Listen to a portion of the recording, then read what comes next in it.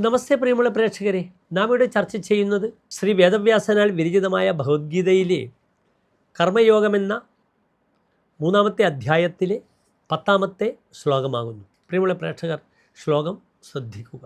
സഹയജ്ഞാ പ്രജാ സൃഷ്ട്വാ പുരോവാച പ്രജാപതി അനേന പ്രസവിഷ്യധ്വം യേസവോസ്തിഷ്ഠകാമധുക്. ഇനി പ്രസ്തുത ശ്ലോകത്തിൻ്റെ പദച്ഛേദം ശ്രദ്ധിക്കുക. സഹയജ്ഞ പ്രജാ സൃഷ്ട്വാ പുരാ ഉവാച പ്രജാപതി അനേന പ്രസവിഷ്യധ്വം യേഷഃ വഹ അസ്തു ഇഷ്ടകാമധുക്.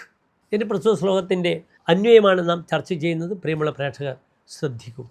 പുരാ പ്രജാപതി സഹയജ്ഞാ പ്രജാ സൃഷ്ട്വാ ഉവാച അനേന പ്രസവിഷ്യധ്വം യേഷഃ വഹ ഇഷ്ടകാമധുക് അസ്തു. ഇനി പ്രസ്തുത ശ്ലോകത്തിൻ്റെ സാരാംശം ശ്രദ്ധിക്കുക. സൃഷ്ടിയുടെ ആരംഭത്തിൽ ആദികാലത്ത് ബ്രഹ്മാവ് തൻ്റെ പ്രജകളെ യജ്ഞ അധികാരികളായി സൃഷ്ടിച്ചിട്ട് ഈ യജ്ഞം കൊണ്ട് നിങ്ങൾ മേൽക്കുമേൽ അഭിവൃദ്ധി പ്രാപിക്കട്ടെ എന്ന് അനുഗ്രഹിക്കുകയും ഈ യജ്ഞഭാവന നിങ്ങൾ ഇഷ്ടപ്പെടുന്ന കാമധേനുവായി വർത്തിക്കട്ടെ എന്നു ആശംസിക്കുകയും ചെയ്തു. നമസ്തേ.